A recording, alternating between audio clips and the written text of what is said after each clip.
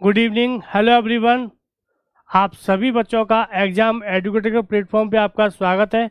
मैं आपका अनुज कुमार शर्मा।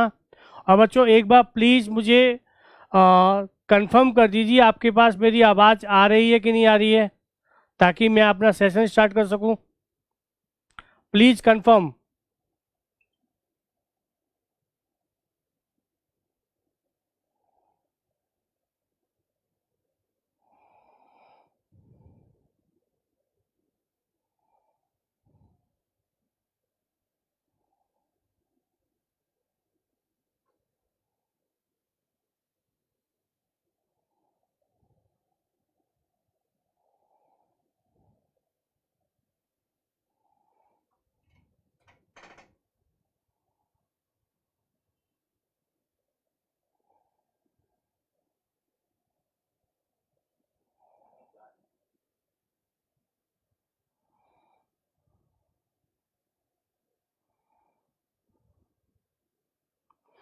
चलिए बच्चों, आज हम लोग फेसबुक पे लाइव आए हुए हैं, तो जल्दी से जल्दी ज्वाइन कीजिए ताकि हम लोग आज का टॉपिक क्विट इंडिया मूवमेंट को स्टार्ट कर सकें आज के सेशन को।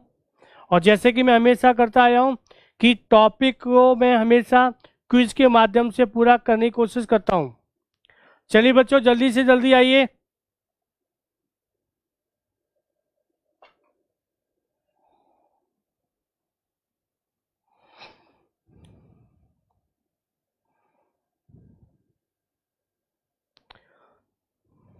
चलिए बच्चों, आज का जो टॉपिक है, हमारा टॉपिक है क्विट इंडिया मूवमेंट, यानी कि भारत छोड़ो आंदोलन।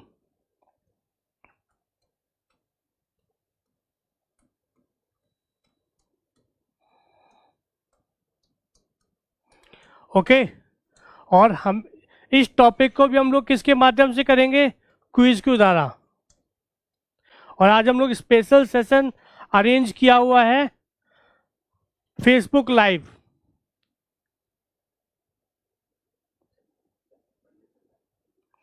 चलिए बच्चों, स्टार्ट करते हैं इसको। तो आज का टॉपिक हमारा है भारत छोड़ो आंदोलन, यानी कि क्विट इंडिया मूवमेंट। तो एक एक करके क्वेश्चन के द्वारा, यानी कि प्रश्नों के माध्यम से हम लोग इस टॉपिक को कंप्लीट करने का प्रयास करेंगे। तो आज का सबसे पहला सवाल, निम्नलिखित कथनों पर विचार कीजिए। पहला स्टेटमेंट है, 14 जुलाई 1942 को वर्धा में आयोजित कांग्रेस की समिति की बैठक में भारत छोड़ो नामक प्रस्ताव पारित किया गया। दूसरा स्टेटमेंट, इस अधिवेशन की अध्यक्षता तत्कालीन कांग्रेस के अध्यक्ष मौलाना अबुल कलाम आजाद ने की। तीसरा है, इस अधिवेशन में सरोजनी नायडू, जवाहरलाल नेहरू, वल्लभ भाई पटेल, डॉक्टर राजेंद्र प्रसाद आदि ने इस प्रस्ताव का विरोध किया। सही कथनों का चयन करें। A 1 और 2, B 2 और 3, C 1 और 3, D सभी सही हैं। चलिए बच्चों, आपकी स्क्रीन पे आप आज का पहला सवाल, प्लीज इसका उत्तर दीजिए।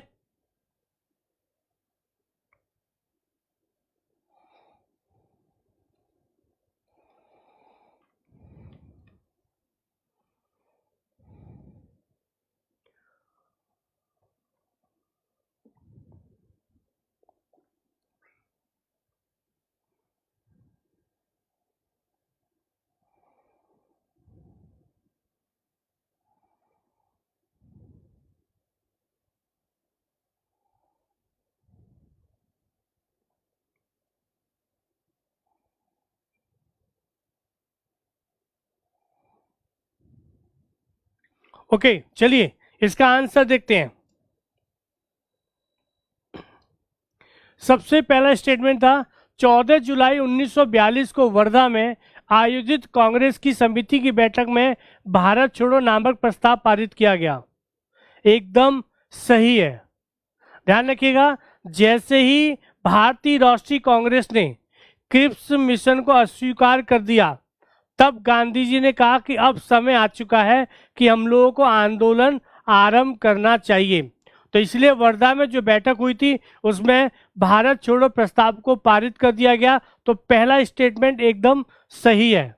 ओके, पहला स्टेटमेंट सही है। दूसरा ये भी सही है। इस अधिवेशन की अध्यक्षता तत्कालीन कांग्रेस के अध्यक्ष मौलाना अबुल कलाम आजाद थे। और बच्चों ध्यान रखिएगा, चूंकि द्वितीय विश्व युद्ध होने के कारण कांग्रेस ने अपने अधिवेशन को लगातार निरंतर बंद किया हुआ था, इसलिए लगातार लंबे समय तक अध्यक्ष कौन थे? मौलाना अबुल कलाम आजाद। तो इसलिए ऑटोमेटिक अध्यक्ष कौन माने जाएंगे? अबुल कलाम आजाद। तो दूसरा स्टेटमेंट भी आपका यानी कि कथन सही है। तीसरा कथन गलत है।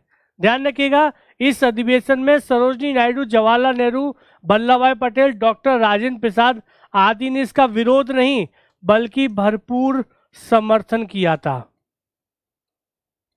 ध्यान रखिएगा, इस प्रस्ताव का उन्होंने विरोध नहीं बल्कि समर्थन किया था। ठीक है बच्चों, यानी कि पहला दूसरा स्टेटमेंट सही है, तीसरा गलत है। तो उत्तर हो जाएगा ए, 1 और 2 सही है।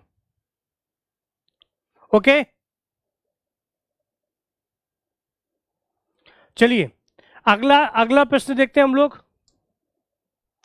अगला है, निम्नलिखित कथनों पर विचार कीजिए। पहला स्टेटमेंट, 1942 को मुंबई के ऐतिहासिक ग्वालियर टैंक में वर्धा प्रस्ताव की पुष्टि हुई।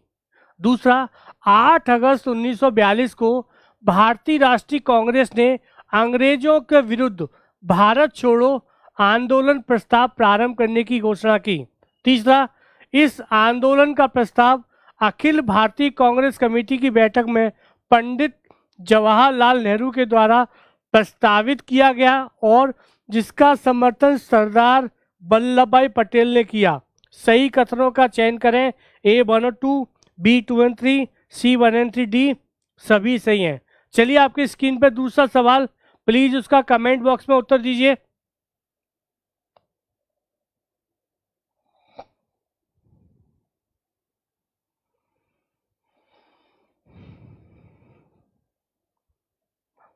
चलिए इस प्रश्न का उत्तर देखते हैं हम लोग।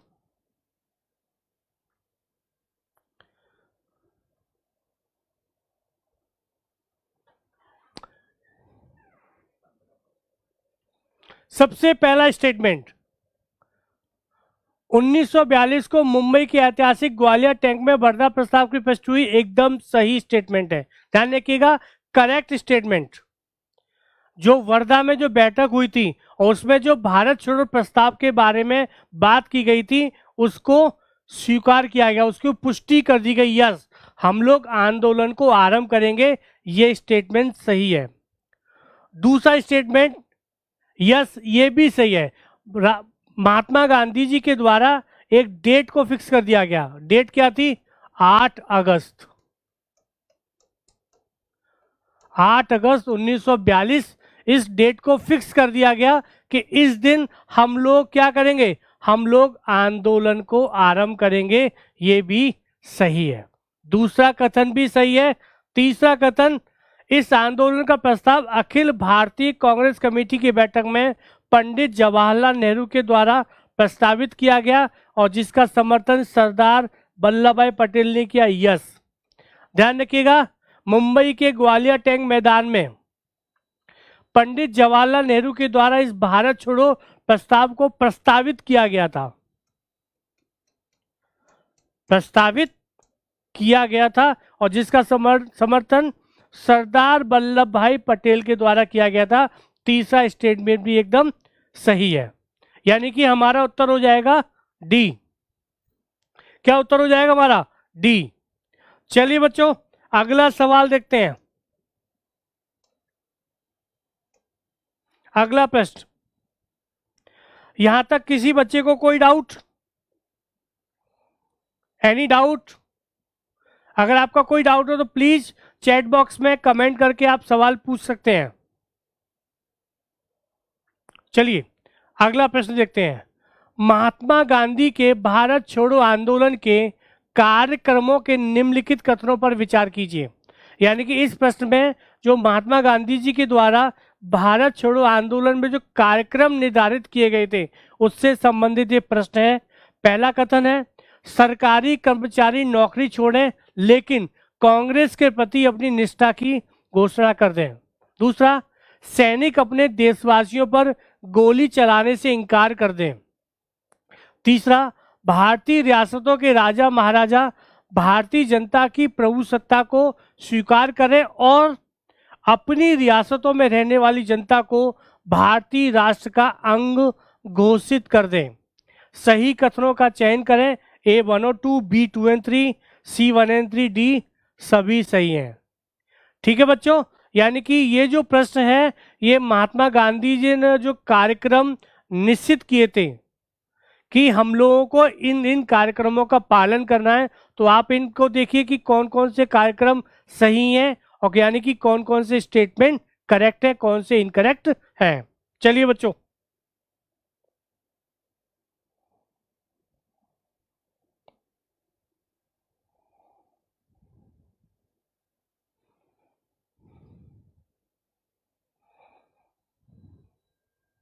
चलिए एक एक करके स्टेटमेंट को फिर से देखते हैं कि कौन सा सही है कौन सा गलत है।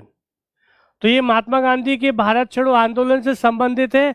तो सबसे पहला स्टेटमेंट देखिएगा, सबसे पहला स्टेटमेंट, और ध्यान रखिएगा इस भारत छोड़ो आंदोलन का जो कार्यक्रम था और इसके पूर्व के जो महात्मा गांधी के जो कार्यक्रम थे यानी कि आंदोलन थे, चाहे वो सविनय अवज्ञा आंदोलन हो चाहे वो असहयोग आंदोलन हो, दोनों में एक बेसिक कॉन्सेप्ट का अंतर आता है। देखते हैं सबसे पहला, ये पहला स्टेटमेंट गलत है। ध्यान रखिएगा, इससे पहले जब भी गांधी जी ने आंदोलन की बात की उन्होंने हमेशा क्या कहते थे कि सरकारी नौकरियों का बहिष्कार कीजिए, सरकारी उपाधियों का बहिष्कार कीजिए। लेकिन पहली बार गांधी जी ने अपनी रणनीति में परिवर्तन किया, चेंज किया। क्या चेंज किया? उन्होंने कहा कि सरकारी कर्मचारी अपनी नौकरी नहीं छोड़ें। ध्यान रखिएगा, पहली बार गांधी जी की रणनीति में परिवर्तन आता है और गांधी जी सरकारी कर्मचारियों को आदेश देते हैं, उनसे प्रार्थना करते हैं कि आप जो है नौकरी नहीं छोड़ें, लेकिन कांग्रेस के प्रति अपनी निष्ठा की घोषणा कर दें। यानी कि गांधी जी ने कहा कि आप सरकारी कर्मचारी बने रहिए, नौकरी करते रहिए, पद पर रहते हुए अपनी निष्ठा कांग्रेस के प्रति व्यक्त कर दीजिए। तो इससे क्या होगा? ऑटोमेटिकली आप सरकार का असहयोग करेंगे। तो एक गांधी जी की रणनीति में सबसे बड़ा चेंज था। क्यों? इससे पहले जितने भी आंदोलन हुए गांधी जी कहते थे सरकारी पद का बहिष्कार कीजिए, नौकरी छोड़ दीजिए, लेकिन पहली बार गांधी जी ने कहा कि नौकरी मत छोड़िए, लेकिन अपने पद पर रहते हुए कांग्रेस के प्रति अपनी निष्ठा को व्यक्त कीजिए। तो ये पहला स्टेटमेंट गलत है। दूसरा सही है। गांधी जी ने सैनिकों से आह्वान किया, उनसे प्रार्थना की कि आप अपने देशवासियों पर गोली चलाने से मना कर दें, कि हम अपने देशवासियों पर गोली नहीं चलाएंगे। और तीसरा स्टेटमेंट भी सही है। गांधी जी ने कहा था भारतीय रियासत के राजा महाराजाओं से कि वो अपनी जनता की प्रभुसत्ता को, यानी कि उन्होंने कहा कि अब राजतंत्र खत्म हो गया, राजतंत्र को समाप्त मान लीजिए और अपने जनता की प्रभुसत्ता को स्वीकार कीजिए, और जो भारतीय रियासत की जनता है अब वो भारत की जनता कहलाएंगी। ये गांधी जी ने भारत छोड़ो आंदोलन के कार्यक्रम में इसको भी निर्धारित किया था। ओके, यानी कि दूसरा और तीसरा स्टेटमेंट सही है, पहला गलत है, यानी कि उत्तर हो जाएगा बी, यानी कि उत्तर हो जाएगा बी। चलिए अगला सवाल देखते हैं हम लोग। अगला प्रश्न, निम्नलिखित कथनों पर विचार कीजिए।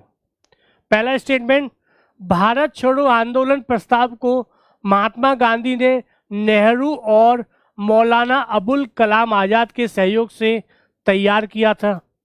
दूसरा, इस आंदोलन के आरंभ में गांधी जी ने जनता को एक मंत्र दिया, करो या मरो।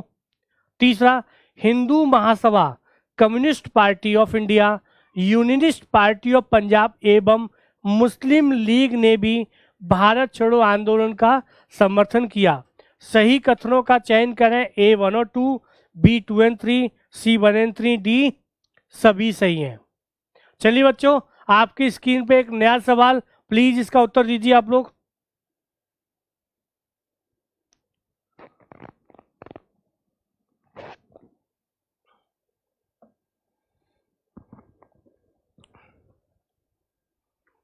चलिए एक एक करके इन सभी कथनों को चेक करते हैं कि कौन सा सही है कौन सा गलत है। चलिए, सबसे पहला स्टेटमेंट था, भारत छोड़ो आंदोलन प्रस्ताव को महात्मा गांधी ने नेहरू और आजाद के सहयोग से तैयार किया था। यस, एकदम सही है। चलिए बच्चों, इस स्टेटमेंट को एक बार हम लोग देख लेते हैं। इस चीज को हम लोग एक बार देख लेते हैं। क्या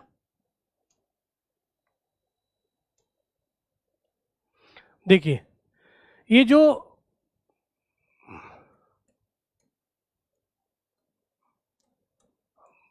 भारत छोड़ो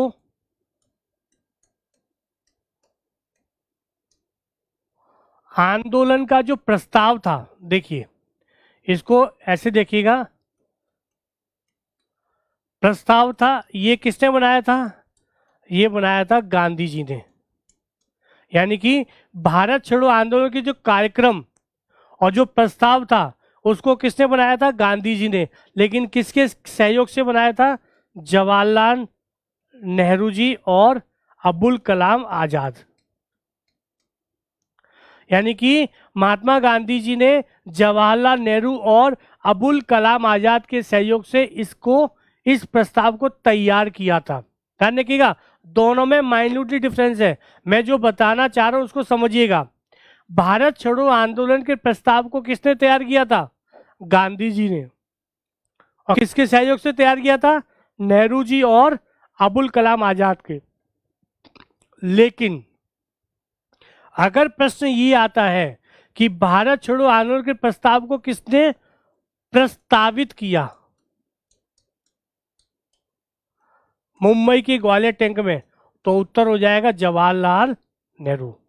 ध्यान रखिएगा, इस प्रस्ताव को तैयार करना गांधी जी का नाम, इस प्रस्ताव को प्रस्तावित करना यानी कि रखना, पारित करने के लिए, तो किसका नाम आएगा? नाम आएगा जवाहरलाल नेहरू का।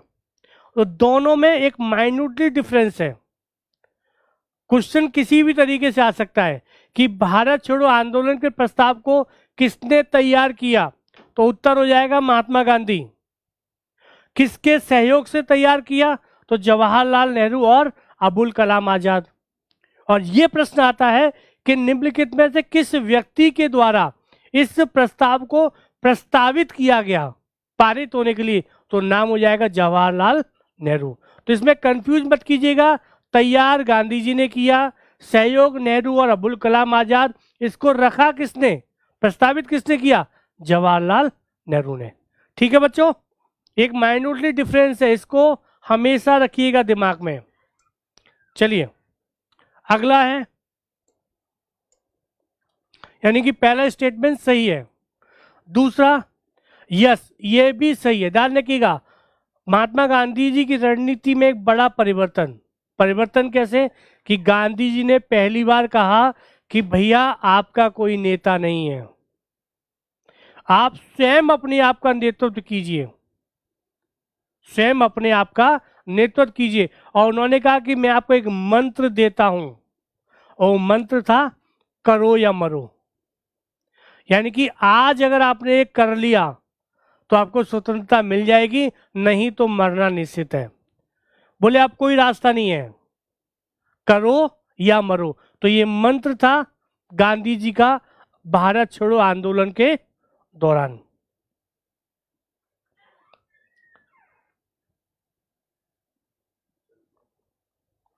ओके, चलिए दूसरा स्टेटमेंट भी सही है। तीसरा स्टेटमेंट ये गलत है बच्चों, ध्यान रखिएगा। गलत कैसे है? क्योंकि भारतीय राष्ट्रीय कांग्रेस के इस भारत छोड़ो आंदोलन का Hindu Mahasabha, Communist Party of India, Unionist Party of Punjab एवं मुस्लिम लीग के द्वारा समर्थन नहीं, बल्कि विरोध किया गया था।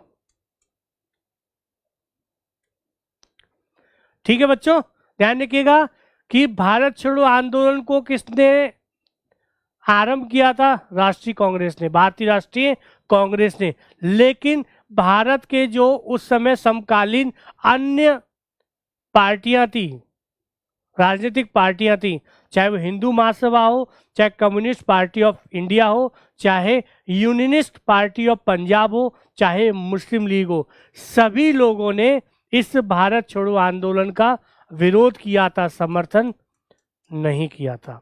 तो इसमें तो आप लॉजिक भी लगाते तो आपका उत्तर निकल आता। ओके, क्योंकि भारतीय राष्ट्रीय कांग्रेस के किसी भी आंदोलन का 1930 के बाद मुस्लिम लीग ने समर्थन नहीं किया है, ध्यान रखिएगा। ओके, यानी कि पहला दूसरा स्टेटमेंट सही है, यानी कि उत्तर हो जाएगा ए 1 और 2। उत्तर हो जाएगा ए 1 और 2। चलिए अगला प्रश्न देखते हैं बच्चों।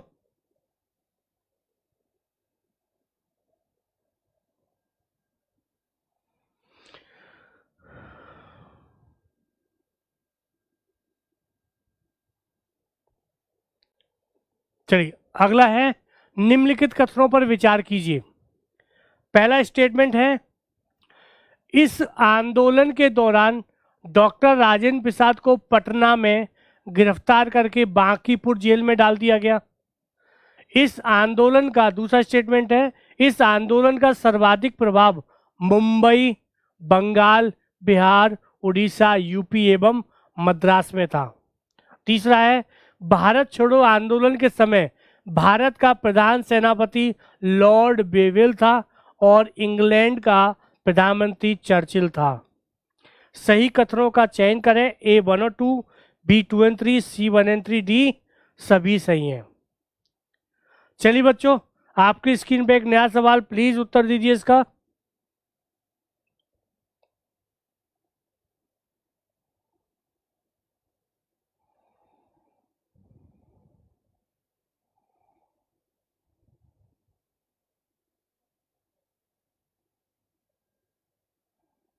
चलिए बच्चों, एक एक करके सारे स्टेटमेंट का हम लोग अभी देखते हैं, आकलन करते हैं कि कौन सा सही है एंड कौन सा गलत है।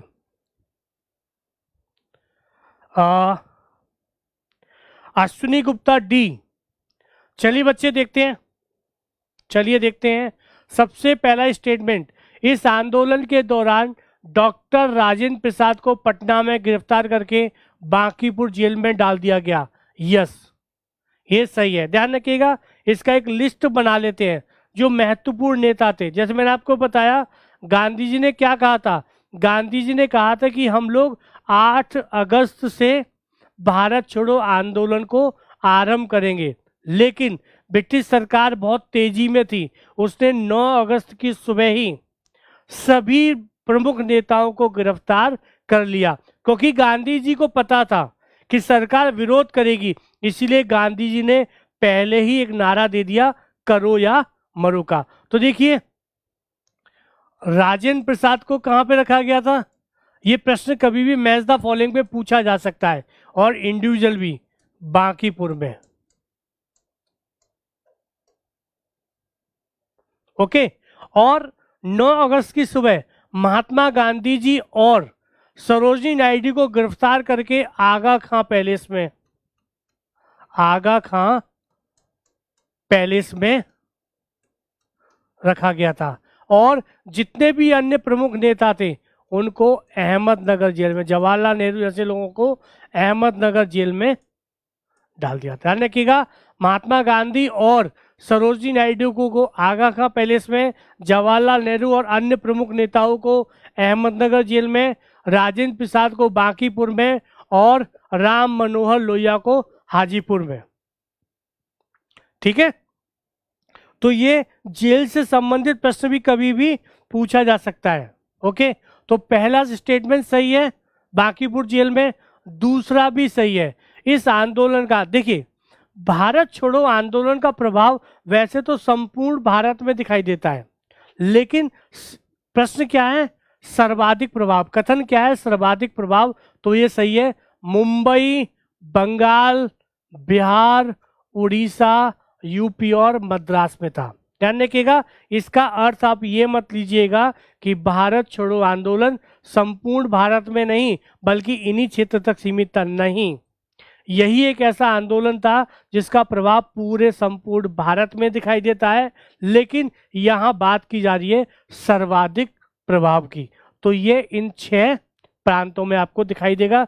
ये सही है और तीसरा भी सही है। सुनी, वेरी गुड बच्चे, आपका उत्तर सही है। उत्तर डी सभी सही है। क्यों? क्योंकि इस आंदोलन के समय प्रधान सेनापति कौन थे? Lord Wavell. और यही लॉर्ड वेवेल आगे जाकर के लॉर्ड लिनलिथगो के बाद, किसके बाद?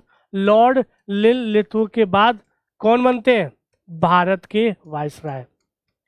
यानी कि ये भी आगे पूछा जा सकता है कि निम्नलिखित में से कौन सा वायसराय पहले भारत का प्रधान सेनापति था? तो कौन हो जाएगा? Lord Wavell. ठीक है, और ये भी सही है। उस समय प्रधानमंत्री कौन थे इंग्लैंड के?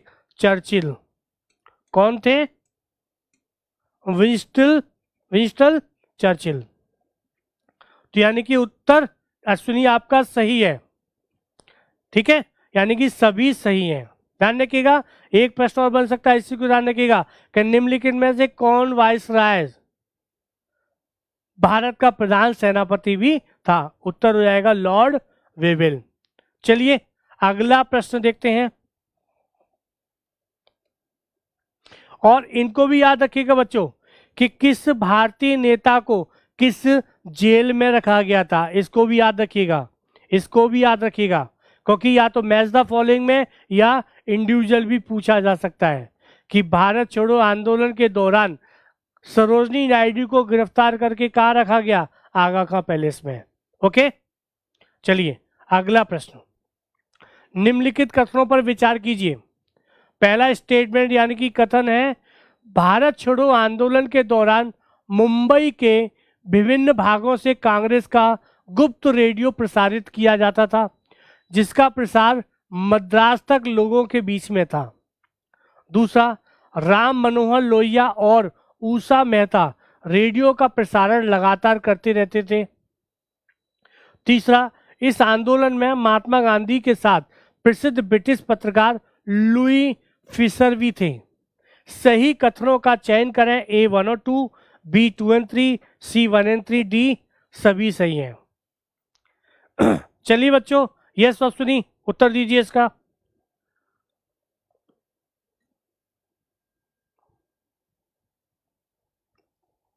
यस उत्तर दीजिए।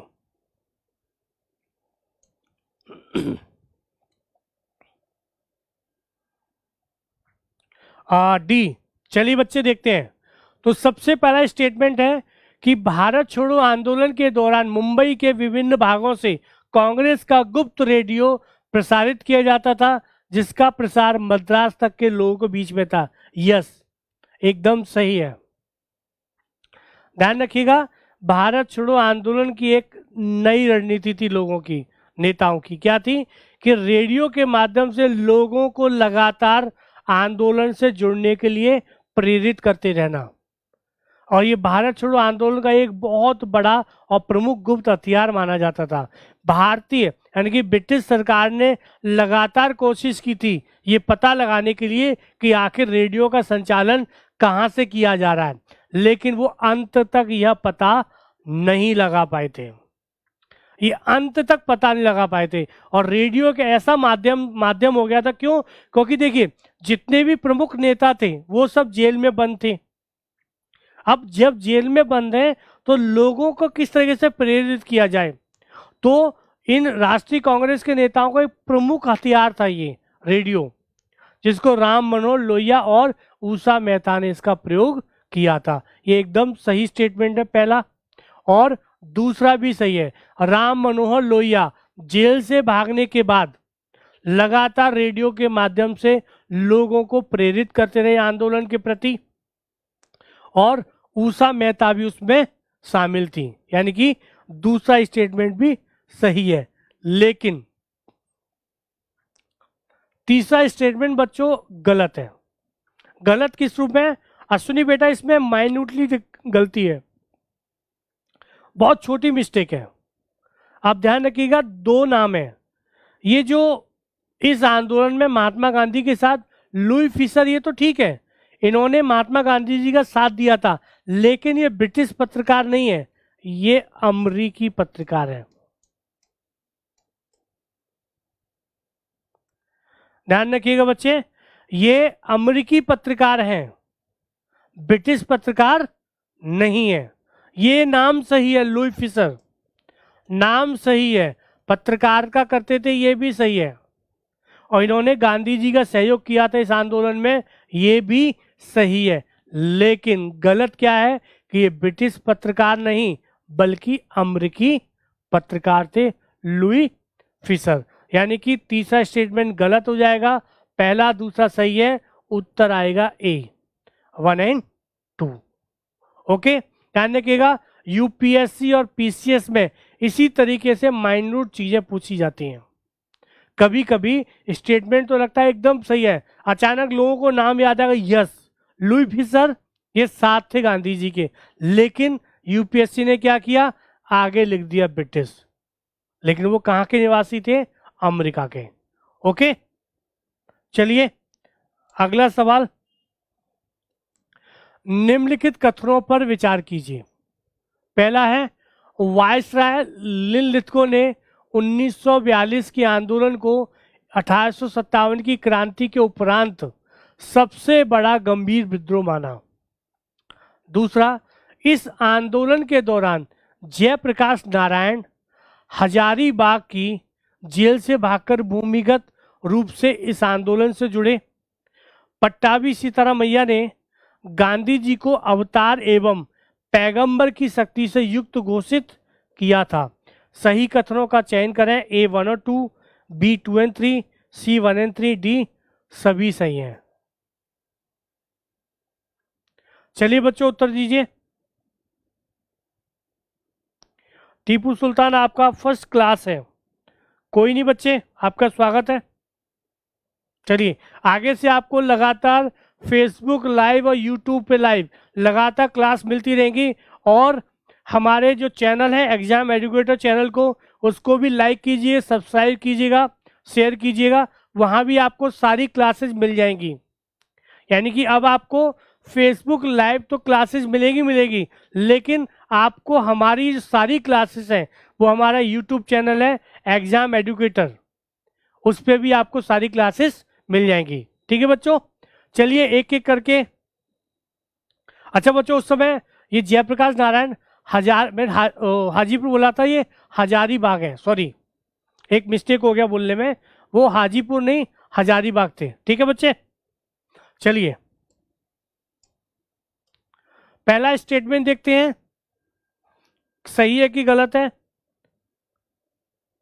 आपको डी लग रहा है, अर्जुन स्वागत है बच्चे आपका, सुनी आपको डी लग रहा है। चलिए देखते हैं, सबसे पहला स्टेटमेंट, वायसराय लिनलिथगो ने 1942 के आंदोलन को 1857 की क्रांति के उपरांत सबसे बड़ा गंभीर विद्रोह माना है। यस, ध्यान रखिएगा ये स्टेटमेंट सही है, और ये एक सवाल इंडिविजुअल भी पूछा जा सकता है, और मुझे लगता है कि पीसीएस वगैरह में पूछा भी गया है। निम्नलिखित में से किस वायसराय ने भारत छोड़ो आंदोलन को 1857 के बाद सबसे बड़ा सबसे गंभीर विद्रोह माना था? तो उनका नाम था लॉर्ड लिनलिथगो। यानी कि पहला स्टेटमेंट सही है। यानी कि देखिएगा, जब वायसराय ने देखा कि भारत छोड़ो आंदोलन का प्रभाव भारत के संपूर्ण क्षेत्र में दिखाई देता है, और इसकी तीव्रता और इसकी गतिविधियों को देख करके उसने इसकी तुलना किससे की है? 1857 की क्रांति से की है, कि जिस प्रकार की तीव्रता और गतिविधियां 1857 की क्रांति में देखी जाती थी, वैसी गतिविधियां इस भारत छोड़ो आंदोलन में दिखाई देती हैं। ओके, पहला स्टेटमेंट सही है, दूसरा भी सही है। इस भारत छोड़ो आंदोलन के दौरान जयप्रकाश नारायण हजारीबाग की जेल से होकर भूमिगत रूप से इस आंदोलन से जुड़े रहे। यानी कि जेल से निकलने के बाद जयप्रकाश नारायण को पकड़ा नहीं गया और वो भूमिगत रूप से इस आंदोलन को प्रेरित करते रहे, ये स्टेटमेंट भी सही है। और तीसरा स्टेटमेंट भी सही है, ध्यान रखिएगा। पट्टाभी सीतारामैया ने गांधी जी को अवतार एवं पैगंबर की शक्ति से युक्त घोषित किया था। क्यों घोषित किया था? हुआ क्या था, जब भारत छोड़ो आंदोलन के दौरान गांधी जी तो गिरफ्तार हो गए थे, लेकिन जिस तरीके से उन्होंने इस आंदोलन को प्रेरित किया, पट्टाभी सीतारामैया ने कहा कि गांधी जी एक अवतार के रूप में है और उनकी शक्ति पैगंबर की शक्ति के बराबर है। यानी कि इसको एक दूसरे रूप में देखा जाए तो इंडिविजुअल ये भी पूछा जा सकता है, निम्नलिखित में से किस व्यक्ति ने महात्मा गांधी को भगवान या अवतार की श्रेणी में रखा था? उत्तर हो जाएगा पट्टाभी सीतारामैया। ओके, चलिए, यानी कि तीनों स्टेटमेंट सही है। अश्विनी आप एकदम सही थे, उत्तर डी है। यस अश्विनी बेटा, आपका उत्तर सही था, डी, वेरी गुड। चलिए अगला प्रश्न देखते हैं। निम्नलिखित कथनों पर विचार कीजिए। पहला है, इस आंदोलन के दौरान बलिया में चित्तू पांडे के नेतृत्व में समानांतर सरकार स्थापित की गई। दूसरा, तामलुक में जाति सरकार की स्थापना हुई जिसने तूफान पीड़ितों की सहायता के लिए कार्यक्रम आरंभ किए। तीसरा, सतारा में सर्वाधिक लंबे समय तक चलने वाली समानांतर सरकार की स्थापना हुई जिसका नेतृत्व वाई चौहान एवं नाना पाटिल ने किया। सही कथनों का चयन करें, A 1 और 2, B 2 और 3, C 1 और 3, D सभी सही हैं। यस बच्चों, उत्तर दीजिए इसका।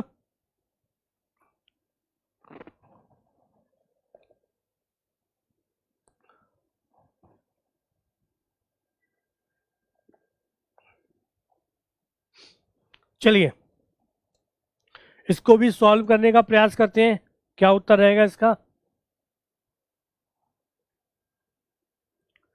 सबसे पहला स्टेटमेंट देखते हैं कि इस आंदोलन के दौरान बलिया में चित्तू पांडे के नेतृत्व में समानांतर सरकार स्थापित हुई। यस, सही है। बच्चों ध्यान रखिएगा, भारत छोड़ो आंदोलन के दौरान कुछ क्षेत्रों में समानांतर सरकारें स्थापित हुई थी। क्यों?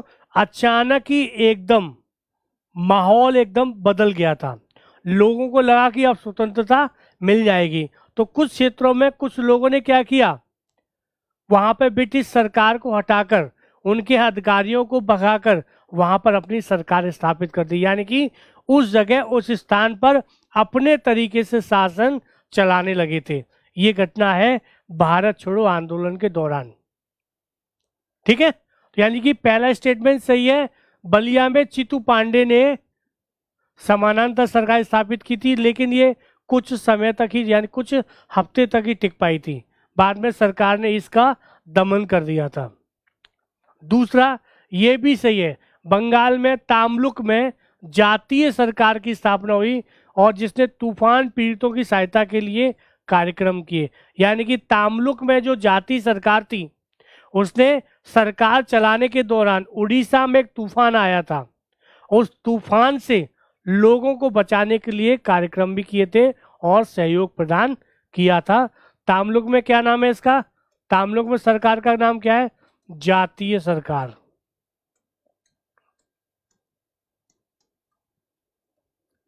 क्या नाम है उसका? उसका नाम है जातीय सरकार। चलिए, ये तीसरा भी सही है, महाराष्ट्र के सतारा में सर्वाधिक लंबे समय तक चलने वाली समानांतर सरकार थी। ध्यान रखिएगा, ये प्रश्न भी पूछा जाता है कि निम्नलिखित में से भारत छोड़ो आंदोलन के दौरान कौन सी सरकार सबसे लंबे समय तक चली थी? तो वह है सतारा की समानांतर सरकार, जिसका नेतृत्व वाई चौहान एवं नाना पाटिल ने किया था। ये तीसरा स्टेटमेंट भी सही है, यानी कि 1 2 3 तीनों स्टेटमेंट सही है, यानी कि उत्तर हो जाएगा डी।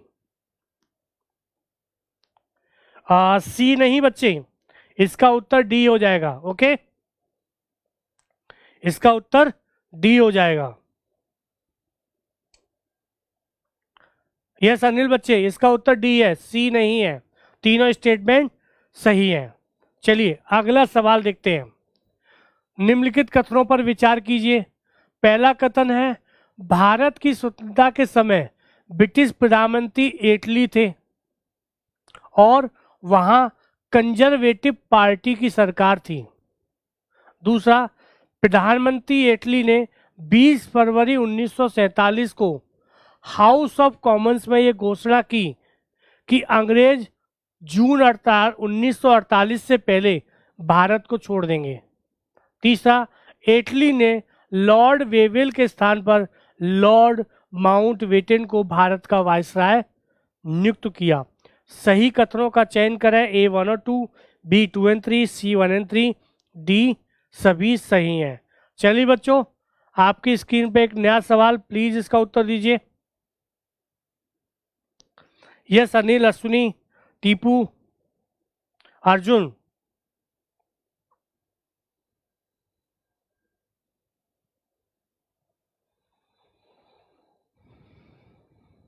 चलिए इन सारे स्टेटमेंट को हल करने का प्रयास करते हैं।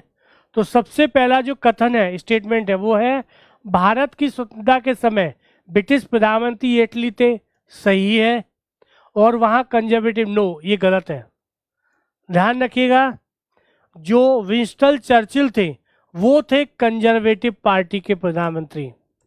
उसके बाद लिबरल पार्टी का, यानी कि एटली कंजर्वेटिव पार्टी से संबंधित नहीं थे। आधा स्टेटमेंट तो सही है, आधा स्टेटमेंट सही है। क्लीमेंट एटली उस समय प्रधानमंत्री थे, ये सही है, लेकिन पार्टी उनकी कंजर्वेटिव नहीं थी। क्यों? क्योंकि कंजर्वेटिव पार्टी द्वितीय विश्व युद्ध और भारत की समस्या के कारण ब्रिटेन में चुनाव हार गई थी। ओके, तो ये स्टेटमेंट गलत हो जाएगा। दूसरा स्टेटमेंट ये सही है। प्रधानमंत्री क्लीमेंट एटली ने 20 फरवरी 1947 को हाउस ऑफ कॉमन्स में यह डिक्लेयर किया था कि ब्रिटेन भारत को 30 जून 1948 से पहले छोड़ देगा।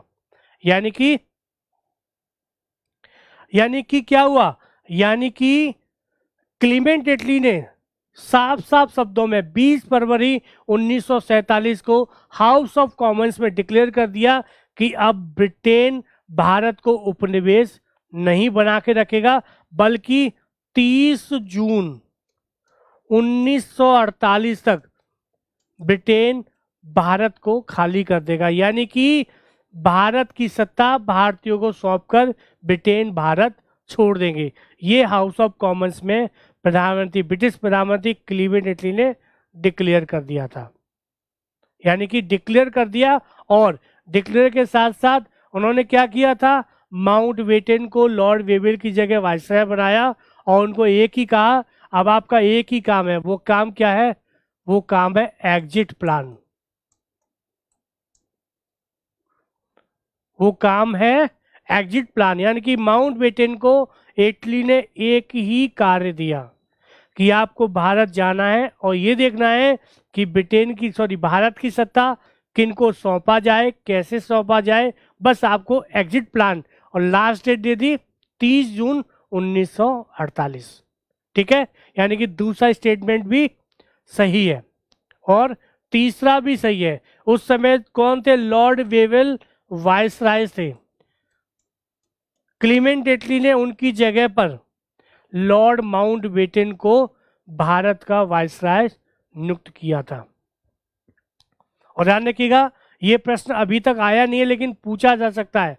लॉर्ड माउंटबेटन भारत के वायसराय बनने से पहले क्या थे? ध्यान रखिएगा, दक्षिण पूर्व एशिया से संबंधित ये प्रधान सेनापति थे, माउंटबेटन।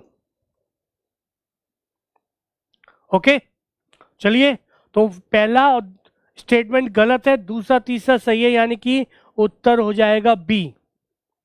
उत्तर हो जाएगा बी। ठीक है बच्चों, चलिए अगला प्रश्न देखते हैं।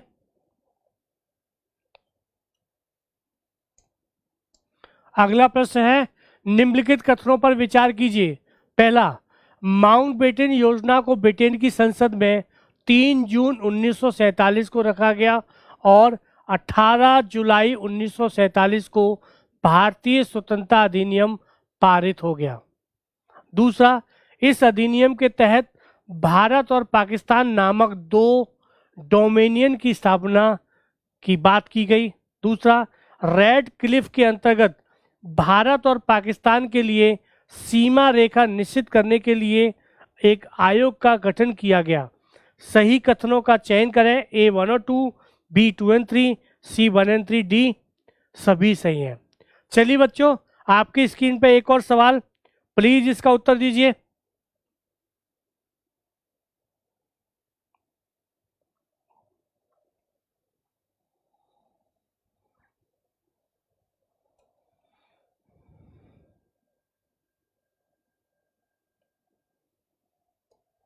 चलिए, एक एक स्टेटमेंट को फिर से बच्चों ध्यान रखिएगा, जब भी स्टेटमेंट को आप पढ़ो तो माइन्यूटली पढ़िएगा, आराम आराम से पढ़िएगा। क्यों? क्योंकि यूपीएससी सिंपल चीजें देता है, सिंपल स्टेटमेंट देता है, लेकिन लड़के बच्चे क्या करते हैं? बच्चे जल्दबाजी में उस स्टेटमेंट को गलत पढ़ लेते हैं और फिर क्या आकलन निकालते हैं, क्या एनालिसिस करते हैं कि यूपीएससी ने बहुत हार्ड पेपर बनाया है। पेपर हार्ड नहीं होता, सिंपल चीजें होती हैं, लेकिन एग्जाम का प्रेशर और जल्दबाजी, ये दोनों चीजें बच्चों से गलती कराती हैं। तो इस चीज को हमेशा याद रखिएगा। तो सबसे पहले स्टेटमेंट देखते हैं। माउंटबेटन योजना को ब्रिटेन की संसद में 3 जून 1947 को रखा गया और 18 जुलाई 1947 को भारतीय स्वतंत्रता अधिनियम पारित हो गया। यस, एकदम सही है। जैसे कि मैंने आपको बताया, क्लीमेंट एटली ने माउंटबेटन को भारत का वाइसराय बनाया और उसको कहा कि आपको एक ही काम है, वो काम है एग्जिट प्लान, कि भारत से कैसे निकला जाए और निकला भी ऐसे जाए कि हमारी रेस्पेक्ट बनी रहे, हमारी इज्जत बनी रहे। तो माउंटबेटन ने प्लान दिया और इस प्लान को 3 जून 1947 को रखा गया और 18 जुलाई 1947 को यह अधिनियम पारित हो गया। यानी कि इंडियन इंडिपेंडेंस एक्ट पारित हो गया था। कब?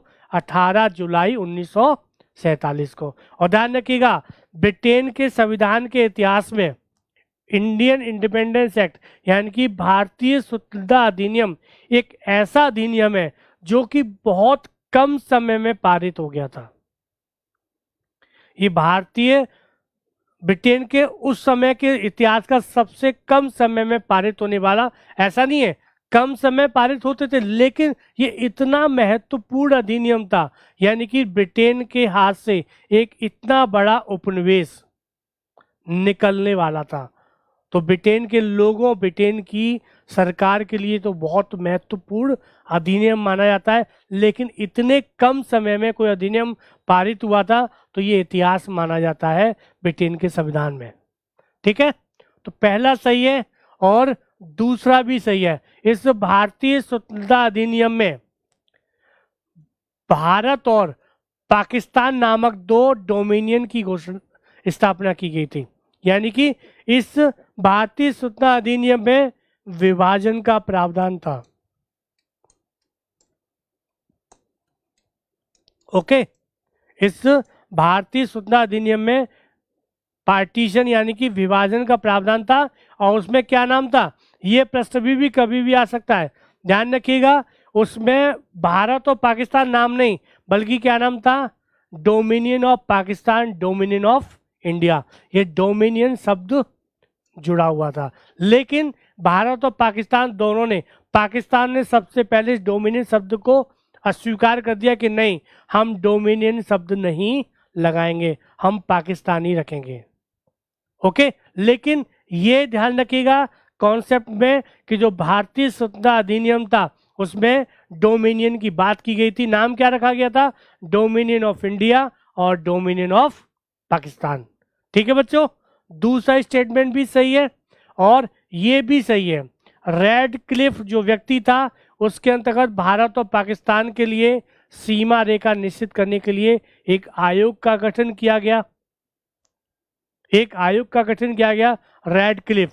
पूछा भी जाता है रेड क्लिफ सीमा रेखा किन देशों से संबंधित है, तो वह भारत और पाकिस्तान। यानी कि रेड क्लिफ नामक व्यक्ति या अधिकारी को यह कर्तव्य यानी कि ये आदेश दिया गया कि आपको देखना है कि भारत और पाकिस्तान के बीच में जो विभाजन रेखा है कहाँ से खींची जानी है, कहाँ से बनानी है। तो क्या नाम है उसका, रेड क्लिफ।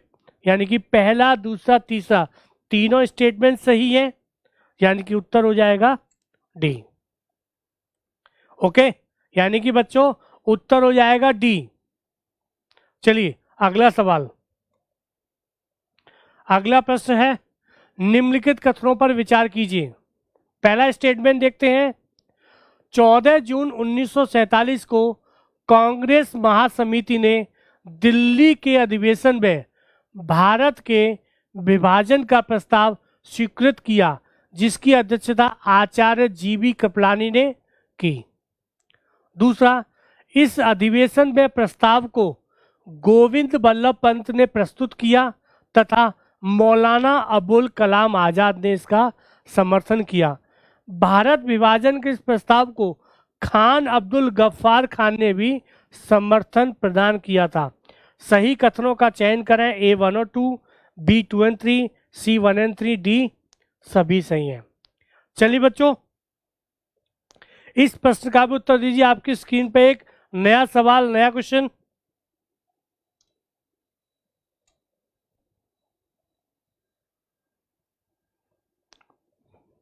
प्रीतम डी। चलिए बच्चों देखते हैं कि क्या उत्तर रहेगा, थोड़ा वेट कीजिए। प्रीतम आपके अनुसार इसका उत्तर डी है। चलिए एक एक स्टेटमेंट को देखते हैं। तो सबसे पहला स्टेटमेंट, 14 जून 1947 को कांग्रेस महासमिति ने दिल्ली के अधिवेशन में भारत के विभाजन यानी कि पार्टीशन ऑफ इंडिया का प्रस्ताव स्वीकृत किया, जिसकी अध्यक्षता आचार्य जीवी कृपलानी ने की। यस सही है। ध्यान रखिएगा, जो माउंटबेटन योजना के तहत भारतीय स्वतंत्रता अधिनियम ब्रिटेन की संसद में पारित किया गया था, उस अधिनियम, उस प्रस्ताव को दिल्ली की कांग्रेस की महासमिति में पारित कर दिया गया, यानी कि भारत के विभाजन को स्वीकार कर लिया गया। और इस समिति की अध्यक्षता किसने की थी, आचार्य जीवी कृपलानी ने। यह भी पूछा जा सकता है कि निम्नलिखित में से किस व्यक्ति ने कांग्रेस की ओर से विभाजन को स्वीकार किया था, तो एज ए अध्यक्ष आचार्य जीवी कृपलानी का नाम आएगा। ध्यान रखिएगा, नाम किसका आएगा, आचार्य जीवी कृपलानी। क्यों, क्योंकि उस समय कांग्रेस के अध्यक्ष उस समिति के वही थे और इन्हीं की अध्यक्षता में भारत के विभाजन के उस प्रस्ताव को स्वीकार कर लिया गया। यानी कि पहला स्टेटमेंट सही है और दूसरा भी सही है। इस अधिवेशन में इस प्रस्ताव को, ध्यान रखिएगा, हमेशा कांग्रेस के अधिवेशन की एक प्रक्रिया होती थी। कैसे होती थी यानी कि क्या होता था, अध्यक्ष कोई और है और जो प्रस्ताव वहां रखा जाता था, प्रस्ताव कोई और रखता था। उसके बाद सर्वसम्मति से या तो प्रस्ताव को स्वीकार कर लिया जाता था या फिर रिजेक्ट कर दिया जाता, यानी कि अस्वीकार कर दिया जाता था। ठीक है, तो उसी प्रकार इस भारत विभाजन के इस प्रस्ताव को गोविंद बल्लभ पंत ने प्रस्तुत किया था। किसने प्रस्तुत किया था, गोविंद बल्लभ। यानी कि दिल्ली में जो अधिवेशन हुआ था, इस अधिवेशन में भारत विभाजन के प्रस्ताव को गोविंद बल्लभ पंत ने प्रस्तुत किया और तथा मौलाना अबुल कलाम आजाद ने इसका समर्थन किया। ध्यान रखिएगा, आरंभ में मौलाना अबुल कलाम आजाद इस विभाजन के समर्थन में नहीं थे, लेकिन जब उन्होंने बाद में स्थिति देखी तब उन्होंने भी इसका समर्थन करना आरंभ कर दिया था। यानी कि दूसरा स्टेटमेंट भी सही है। ध्यान रखिएगा, भारत विभाजन के प्रस्ताव को किसने प्रस्तुत किया, गोविंद बल्लभ पंत ने। समर्थन किसने किया, मौलाना अबुल कलाम आजाद ने। अध्यक्षता किसने की, जीवी कृपलानी ने की। तो दोनों स्टेटमेंट सही है। अब देखते हैं तीसरा, ये गलत है। ध्यान रखिएगा, इस भारत विभाजन के प्रस्ताव को खान अब्दुल गफ्फार खान ने समर्थन नहीं दिया था, उन्होंने इसका विरोध किया था। और इन्होंने कहा था गांधी जी और भारतीय राष्ट्रीय कांग्रेस ने मेरे साथ गद्दारी की है, मेरे साथ गद्दारी की है। खान अब्दुल गफ्फार खान इस विभाजन के विरोधी थे। ओके, ध्यान रखिएगा, ये खान अब्दुल गफ्फार खान वही है जिन्होंने लाल कुर्ती के द्वारा सविनय अवज्ञा आंदोलन में भाग लिया था और एक गांधी जी के बहुत बड़े समर्थक थे। लेकिन गांधी जी के इस विभाजन को स्वीकार करने के खान अब्दुल गफ्फार खान ने उनकी आलोचना की थी कि नहीं, ये विभाजन मुझे स्वीकार नहीं है और ये तो एक तरह से गद्दारी है मेरे साथ। ठीक है, तो तीसरा गलत है, यानी कि पहला दूसरा स्टेटमेंट सही है, यानी कि उत्तर हो जाएगा ए, यानी कि उत्तर हो जाएगा ए। ठीक है बच्चों, तो ये जो आज का सेशन था हमारा, ये पूरा का पूरा सेशन था क्विट इंडिया मूवमेंट।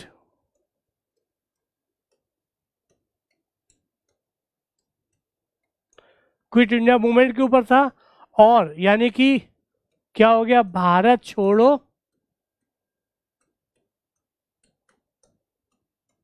आंदोलन।